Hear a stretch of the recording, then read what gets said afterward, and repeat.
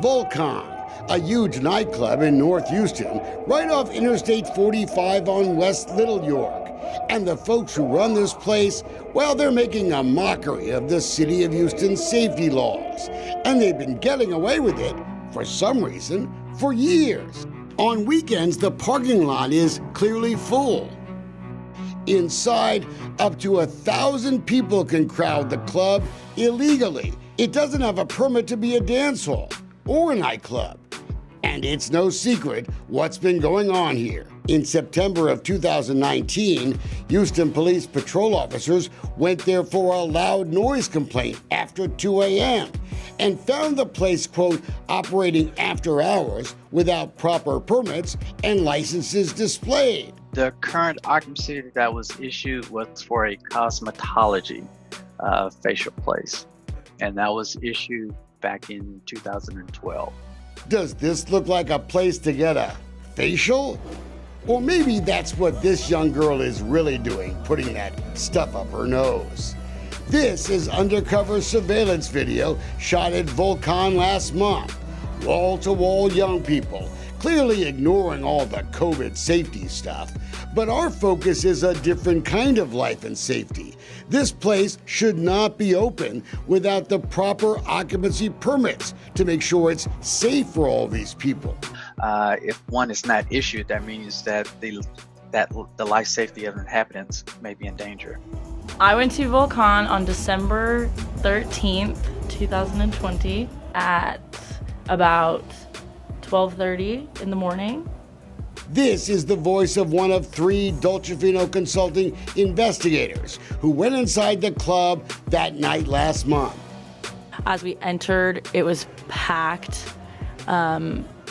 People everywhere, nobody wearing masks at all.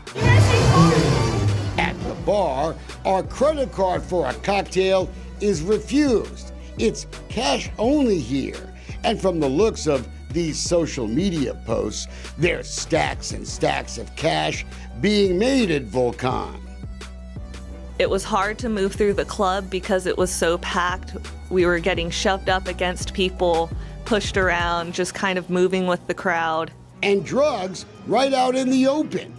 During that time, we were able to observe a young woman with X's on her hands indicating she was a minor, chugging drinks or downing drinks very quickly while dipping a key into a baggie of cocaine and snorting the cocaine. You can see the surveillance pictures for yourselves. And she passed the cocaine around to the table, and multiple other people did it as well. There are underage teens everywhere, marked with the X on their hands. But we watched bartenders serving them drinks anyway. The bar continued to serve patrons of all ages, whether they had a wristband or an X, after 2 a.m. Long after 2 a.m., the back bar remained open, dishing out cocktails. They also continued to serve alcohol after 2 a.m. We were able to go up to the bar and get a drink after 2 a.m.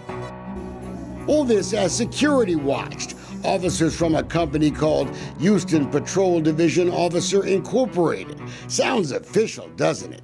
One of the founders of the company we see has been charged with impersonating a police officer. It should not be open. It should not be operating. But they clearly are, and that falls squarely on the shoulders of the fire marshal, who refused to talk to us. Maybe he doesn't care about this either. A main entrance was roped off as our investigators tried to exit for the night. How do we get out? As if there was an emergency or any type of fire or something, trying to fit all of the people out of that small side door entrance that you have to exit out of now would be impossible. Houston police confirmed they made arrests of 2 bartenders a few weeks ago, but no one stopped the bar from reopening.